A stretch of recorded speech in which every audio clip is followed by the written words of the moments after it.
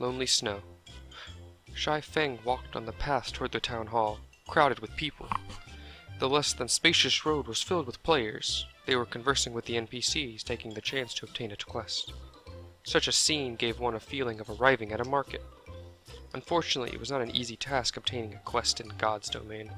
The main reason being the NPCs had high intelligence, giving them the capability to hold one-to-one conversations.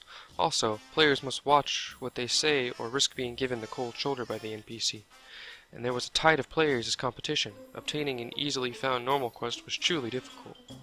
After more than 10 minutes since God's Domain started, there had yet to been a single player within Red Leaf Town to receive a normal quest. In comparison, Shy Feng's advantage as a reincarnated person was truly great. Not only had he received a quest, but it was a unique quest, albeit a slightly damnable one. However, a unique quest reward was incredibly generous. Even top-tier players who had played God's Domain for a month would drool at the reward of this unique quest. As a person who had been reincarnated, Shy Feng had the experience of leading thousands of people while he was in Shadow Workshop. They had even built 10 city-states. The amount of information on God's Domain that was within his grasp far surpassed what the average player knew. It was especially true when it came to strategies on leveling up and earning money. They were the must-have essentials for a workshop with thousands of players to grow in strength. Now that he had been reincarnated and was playing God's Domain again, Shy Feng wanted to use this information to accumulate a significant amount of advantages. It was all to build a better foundation for his future development. So naturally, he would not be imitating the average player, wasting hours on the street just to fight over a single normal quest. Even more so, he would not be emulating those skilled players using their refined techniques to kill monsters in the wild, because at this moment, there were probably more players than monsters in the wild. What Shy Feng wanted to do was to avoid these piles of players, hence why he chose the unique quest, which had an absurd difficulty. However, completing this quest required money, something Shy Feng did not have right now. Every player would receive 10 copper coins at the start of the game. Although it was not enough to buy a weapon or equipment, purchasing HP or MP replenishing refreshments was not a problem. When Shy Feng arrived at the front of the 2-story town hall, he met with a scene of hundreds of people queuing up in a long line. Regardless of which game it was, the village head or town mayor was unquestionably a target to receive quests from. Naturally, no player would let this chance go. "Hey newcomer, queue up if you don't want to cause a public outrage." From within the queue, a simple and honest-looking male warrior looked at Shy Feng. The warrior held up his hand, pointing toward the back of a line of people. "I'm not here to receive a quest," Shy Feng said indifferently as he looked at the long line in front of the town hall. Compared to the other locations, this place had a great order and efficiency. Although it would take more time to receive a quest, it was much better than some who would not receive one at all. The male warrior cautiously looked at Shy Feng. Everyone was frantically trying to receive a quest right now. But there was someone who actually said that he wasn't interested toward it? Not even a ghost would believe that. "I'm honestly not here to receive a quest," Shy Feng looked at the male warrior, seeing the person's hostile eyes and how he thought Shy Feng had wanted to jump queue. Shy Feng said with a smile, "However, I advise you to receive a quest somewhere else. You'll just be pointlessly waiting here." "Why would it be pointless? There are already a few people who came out after receiving a quest." After determining that Shy Feng had no intention to jump queue, the male warrior let out a sigh of relief.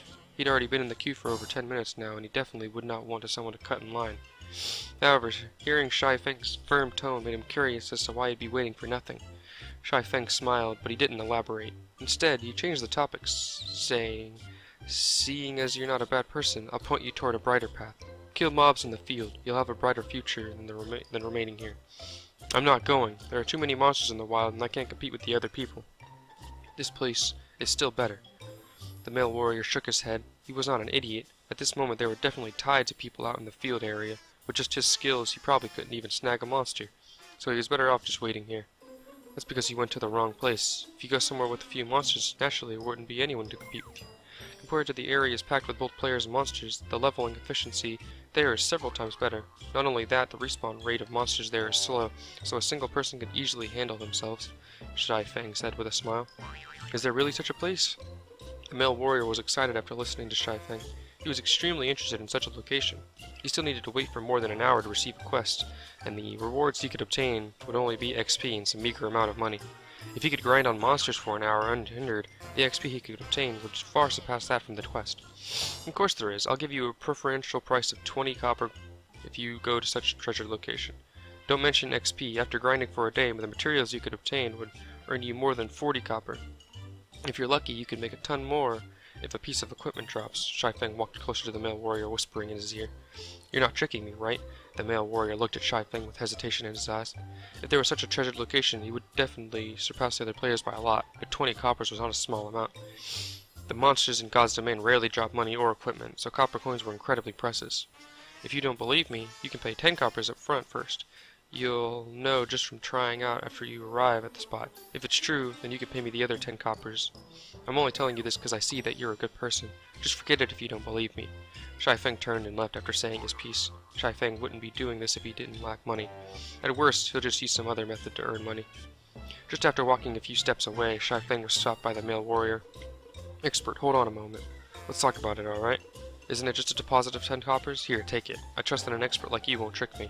The male warrior revealed an honest smile, resolutely trading 10 coppers to Shai Feng. Seeing your performance, I'll give you a good location. Although this place is slightly far off, there's only a single mage-type level 0 green gnome. It has low defense and a quick respawn rate. Chances are also greater of money dropping. A berserker would be great at killing there. Shai Feng gave the warrior a good grinding location after happily receiving the 10 copper. The male warrior was relieved when he noticed how familiar Shai Feng was with the wild monsters, even to the degree of knowing the amount of money dropped. He never imagined he'd be so fortunate as to meet an expert of God's domain, not just any expert. Shai Feng might even be a beta tester. The male warrior became even more excited as he thought of this possibility. Brother expert, do you know of a location that drops skill books for berserkers? It's really hard to fight against mobs with only a single skill. The male warrior was more fond of Shai Feng now, even treating Shai Feng as a superior. It's fine if you want to know, but it will cost you 2 silver, Shai Feng smiled. Who would give out such valuable information only after a short conversation? Shai Feng would not, unless there was money involved, of course. The male warrior paled after he heard the price. 2 silver equated to 200 copper. Not even the average guild would have that much money. Expert, let's add each other on as friends. I'm Lonely Snow. I'll contact you again once I've saved up enough money. The male warrior sent Shai Feng a friend request. Alright, Shai Feng accepted Lonely Snow's request.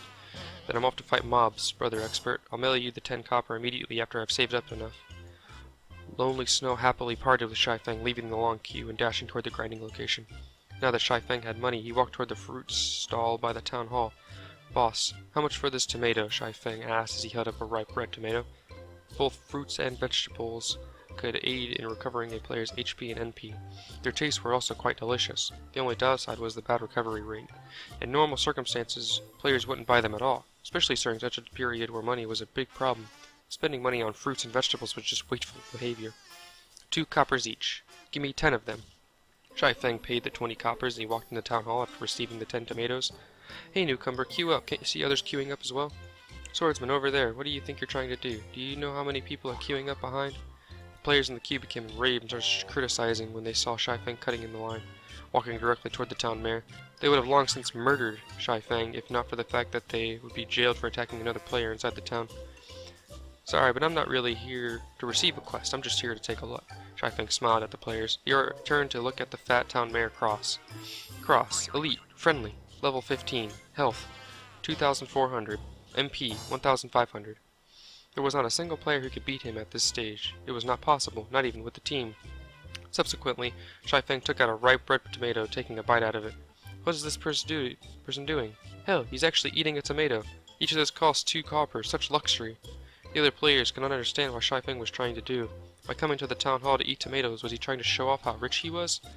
Halfway through his tomato, Shai Feng suddenly threw it toward the town mayor Cross's face. The tomato accurately landed on Cross's face, spreading bright red liquid all over.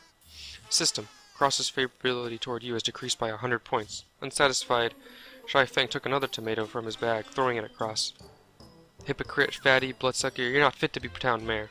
Shai Feng kept cursing as he threw tomatoes, whereas Cross' favorability kept decreasing.